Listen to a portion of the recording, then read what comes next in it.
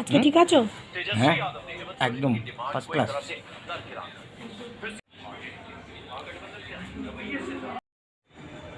Good afternoon, সবাই কেমন আছো? আশা করি সবাই খুব ভালো আছো। আমরা এখন ভালো আছি। মাঝখানে কয়েকটা দিন একদম ঝড় বয়ে গেল। যাই হোক, সেটাই অনেক দিন ধরে তোমাদের সঙ্গে কারোর সঙ্গে দেখা হয়নি। তো ভাবলাম যে যখন আমরা ছোট্ট একটা পরিবার, তো সবার জানা উচিত যে কেন দেখা হয়নি এতদিন ধরে। তো হঠাৎ অ্যাকিউট ইউটিআই হয়েছিল আর কি। সাংঘাতিক রকমের একটা শরীর খারাপ। তারপর ডাক্তারকে বলার পরে ডাক্তার বলল এক্ষুনি হসপিটালে অ্যাডমিট করো। আর বিভিন্ন রকমের অনেকগুলো টেস্ট দিয়েছিল। তো ওই টেস্টগুলো তো করতেই হবে।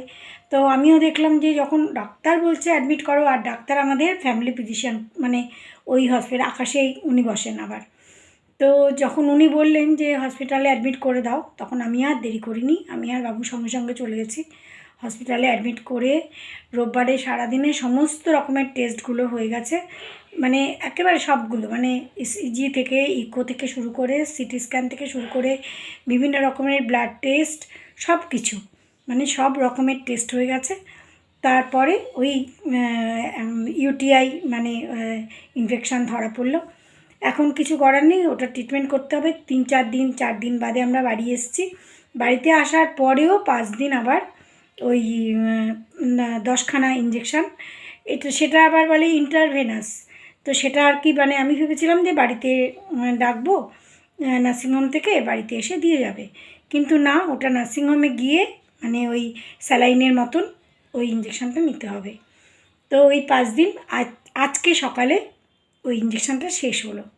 যাই হোক, আজকে অনেকটাই সুস্থ আছে, ভালো আছে। তো ভাবলাম যে আজকে ব্লগটা একটুখানি করি, একটু তোমাদের সঙ্গে দেখা করি, তোমাদের জানাই।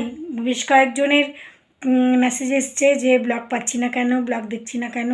যদিও আমাদের ফ্যামিলিটা খুবই ছোট, কিন্তু তবুও এই যে কয়েকজনের মেসেজ এসছে, কেউ কেউ জিজ্ঞেস করেছো, এটা কিন্তু আমার জন্য ভীষণ ভালো লাগছে। সবাইকে অজস্র ধন্যবাদ।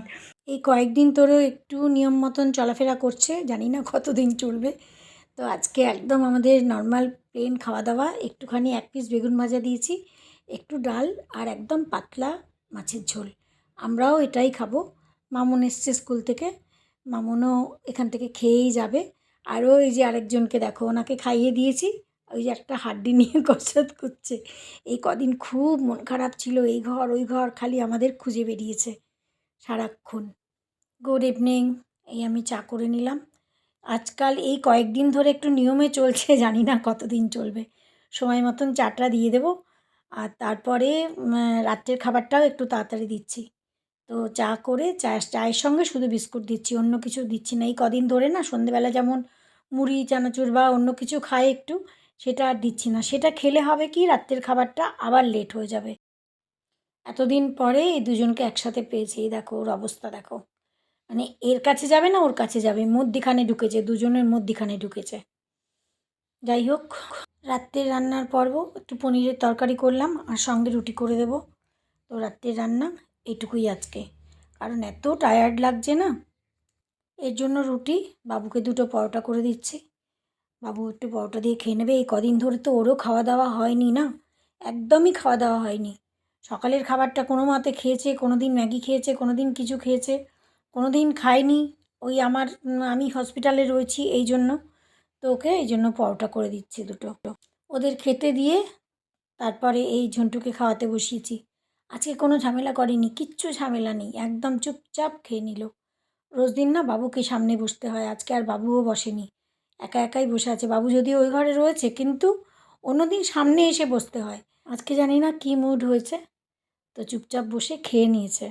ঝন্টুকে খাইয়ে তারপর আমিও খাওয়া দাওয়া করে নিলাম। তারপরে রাত্রের কাজ, এই যে আমাদের দুজনের চিয়া সিড আর এর জন্য মেথি ভেজানো, এই মেথি ভিজিয়ে রাখলাম। রাত্রের কাজগুলোও তো, খাওয়া দাওয়ার পরেও তো অনেক কাজ থাকে না, এই কাজগুলো সেরে ঠেরে, যাই হোক, তো এগুলো ভিজিয়ে দিলাম। তারপরে বাবুর জামা কাপড় গুছিয়ে রাখলাম, সব গুছিয়ে রাখলাম সকালের জন্য, কারণ ঠান্ডা পড়েছে তো সব কিছুই দরকার হবে। আর কয়েকদিন ছুটি করেছে, তো কাল থেকেও আবার অফিস জয়েন করছে। সমস্ত কাজকর্ম সারা হয়ে গেছে, এবার শুতে যাবার পালা। তো এই কটা দিন এত স্ট্রেস গেছে না, তো এখন একটুখানি রিল্যাক্স হয়েছি, একটু মোটামুটিও ভালো আছে। তো এই জন্য না মানে আর শরীরটা আর দিচ্ছে না আর কি। তো যাই হোক, তবুও তোমাদের সঙ্গে কয়েকদিন পরে দেখা হয়ে ভালো লাগছে। তো অবশ্যই পরিবারের সবার জানার তো অধিকার আছে যে এতদিন ধরে ব্লগ কেন দিচ্ছি না বা দেখা হচ্ছে না তোমাদের সাথে। আর আমারও ভালো লাগছে আজকে তোমাদের সঙ্গে দেখা হয়ে। বিপদ যে কখন কোন দিক দিয়ে আসে না বোঝা দায়। আর মানে চিন্তাই করিনি যে রোববার সকালে উঠেও চিন্তা করিনি যে রোববার সারাটা দিন এরকম একটা বিপদ শুরু হয়ে যাবে, আর সেটা এই কন্টিনিউ কয়েকটা দিন চলবে। যাই হোক, যখন যেটা হবার তখন তো হবেই, কিছু তো বলার নেই। যাই হোক, বিপদের থেকে উদ্ধার হওয়াটাই বড় কথা, তার জন্য ভগবানকে ধন্যবাদ। চলো আজকের ব্লগ এখানেই শেষ করলাম, আবার নেক্সট ব্লগে দেখা হচ্ছে। Good night.